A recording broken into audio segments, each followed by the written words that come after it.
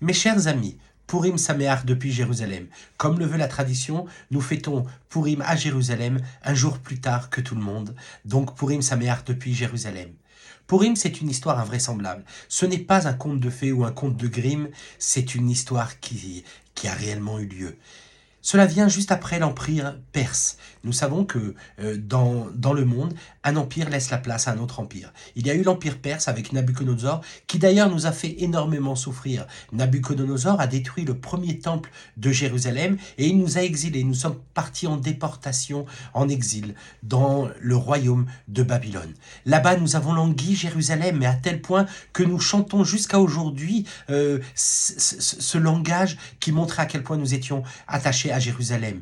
D'ailleurs, lors des mariages jusqu'à aujourd'hui, eh bien nous disons, si je t'oublie ô Jérusalem, que ma droite se paralyse, que ma langue s'attache à mon palais, si haut de te revoir Jérusalem et n'est pas le plus cher de mes souhaits. Et voilà que l'empire perse, dirigé par un homme qui s'appelle Cyrus, Koresh, eh bien prend la place de l'empire babylonien. Et il lance un décret très important, et dans ce décret, il dit tout simplement que tout juif, parce qu'à partir de cette période, on nous appelle les juifs, eh bien que tout juif qui le désire a la possibilité de retourner à Jérusalem pour reconstruire le temple de Jérusalem. Et alors, s'organise des Juifs pour partir, pour reconstruire le temple de Jérusalem. Ils sont malheureusement que quelques dizaines de milliers. Avec la direction de Zérobavel, ils repartent pour construire le temple de Jérusalem. Oh, je ne cherche pas d'excuses, mais je comprends des fois ceux qui sont restés. Un peu comme aujourd'hui, ils avaient tous leurs problèmes personnels. Ils s'occupaient tous de leurs problèmes, du fait qu'ils n'avaient pas toujours la possibilité de partir. Certains vous diront, eh bien, j'attendrai que mes enfants finissent leurs études. D'autres diront tout simplement qu'il faut, je suis justement en train de construire le deuxième étage de ma villa sur les bords du fleuve de Babylone ou sur les bords de la Seine à Paris. D'autres vous diront, nous sommes en plein, nous avons investi dans un magasin et nous attendons qu'il rapporte un peu des fruits. D'autres vous diront qu'ils sont encore en train de payer l'emprunt pour l'achat de leur maison. Chacun avec ses raisons. Et c'est à l'époque de Shushan comme aujourd'hui que les Juifs sont restés tout simplement à Shushan, la capitale, et qu'ils n'ont pas tous pris le chemin de Jérusalem. Et pourtant, et alors, voici ce qu'il se passe. Quelque temps après, 50 ans après les 70 ans d'exil, un nouveau roi se lève, c'est le petit-fils de Cyrus, il s'appelle Achashverosh. Pour ceux qui ont vu le film 300, c'est Xerxès Ier. Ainsi, vous allez pouvoir vous le situer dans l'histoire. Eh bien, Xerxès Ier, Achashverosh, va décider de lancer un décret. Oh, ce n'est pas lui qui décide, c'est Haman qui décide de lancer ce décret. Mais Achashverosh va signer, il va tamponner avec sa bague pour que le décret soit valable. Nous sommes dans une période où le peuple juif est entièrement assimilé. 50 ans après le fait que nous puissions retourner en Eretz Israël, 120 ans après que le Beth Amikdash a été détruit, et nous voilà complètement assimilés. Personne ne reconnaît les Juifs. Mordechai, lui-même, on ne le reconnaît pas. Il faut que quelqu'un vienne dire, et ça, ce sont les mots de la Megillah, qui Gudula Sheru Yehudi. Il faut qu'on annonce à Haman que, tu sais, en fait, que Mordechai, qui en fait, je vous le dis, est le chef militaire, le chef des armées d'Achashverosh, eh ben, c'est un juif.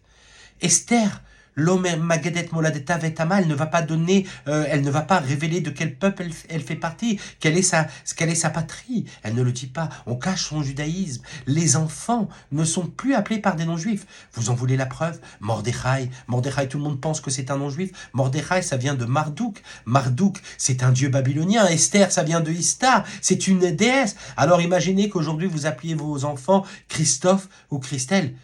C'est quelque chose d'invraisemblable. Et pourtant, à ce moment-là, eh bien, nous sommes à Shushan, à Suse, la capitale, entièrement assimilée. Et Akadosh Baruch Hu va nous réveiller. À ce moment-là, Amalek, vous avez entendu parler de Amalek depuis la sortie d'Égypte, où il nous attaquait. Eh bien, Amalek, il prend le nom d'Aman cette fois-ci et il va essayer à nouveau de nous attaquer. Et cette fois-là, Baruch Hashem, grâce à Dieu, eh bien, nous avons été sauvés. L'histoire d'Esther nous montre que nous avons été sauvés et que la menace d'Amalek, eh bien, elle va repartir. Mais cette menace, elle existe à chaque génération. Elle existe et elle existera jusqu'à ce que la délivrance, jusqu'à ce que la Géoula soit complète. Elle a existé malheureusement pendant la Shoah, où cela fait énormément de dégâts. Le peuple juif en a souffert.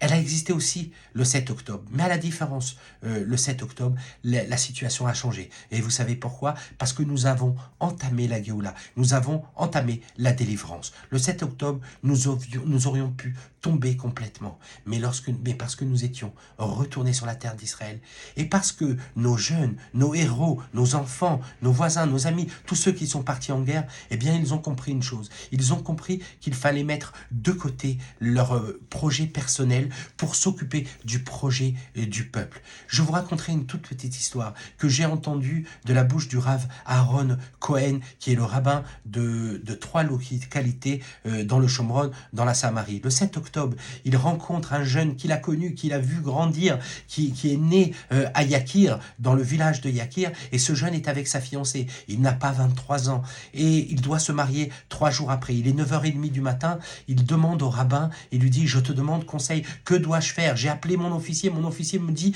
toute la plouga, toute l'unité part. Nous partons pour Gaza, nous partons pour sauver le sud du pays, pour sauver le peuple juif. » Et le jeune lui raconte « Mais moi je dois me marier dans 3 jours. » L'officier lui dit « Écoute, tu es d'une unité combattante, tu es dans un commando, à toi de choisir. Je ne peux pas choisir à ta place, décide ce que tu dois faire. » Et le jeune demande au Rav Aaron Cohen « Qu'est-ce que je dois faire ?» Et le rabbin lui dit « Écoute, c'est une situation grave. Nous sommes en guerre. C'est le 7 octobre. C'est le 7 octobre et il y a la guerre de partout. Et même un khatan, yotse mechupato, même un marié sort de sa choupa et il part en guerre pour sauver son peuple. Et c'est ce que va faire ce jeune de cette localité. Il va partir se battre avec des milliers d'autres, avec des centaines de milliers d'autres pour sauver Israël. Et Israël fut sauvé ce jour-là. 5 mois après, le mariage a été célébré. Il a pu enfin célébrer son mariage, et dans ce mariage c'était quelque chose d'extraordinaire.